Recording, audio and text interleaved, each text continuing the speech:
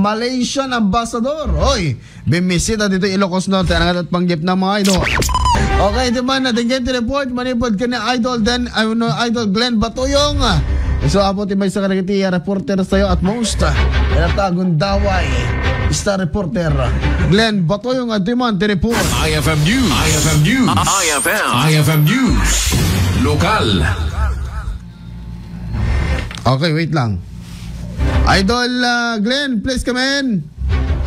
Pinasangbay kin binisita ni Vice Governor Matthew Marcos Manotok ni Malaysian Ambassador Datu Abdul Malik Melvin Castellino Anthony, Agramanda Minister Councilor Muhammad Iqbal Ismail, ken Councilor Nur Faraliza Putri Nanaim Nayazi. Dito'y probinsya tayo ng Ilocos Norte para iti working visit da. Ti pa nagbisita da ket na itampok ti diskusyon dagiti mang padakkel ti industriya iti halal.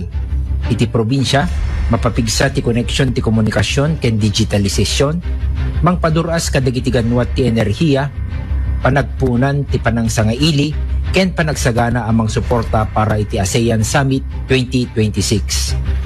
Iti sabali abangir, nakikadwa ni Vice Governor Matthew Marcos Manotok kadagiti maseknan iti forging partnerships for the feasibility study of Northern Luzon Offshore Wind Power Project dito'y syudad Tilawag. Iti pinagsauna in pagganetget ni Vice Governor Manotok ti kinapateg ti panangsurot ti progreso iti sustainability ken inulit na ti awag kadagiti investors amang sanay ken mangmuli ti kapasidad kadagiti lokal at trabahador.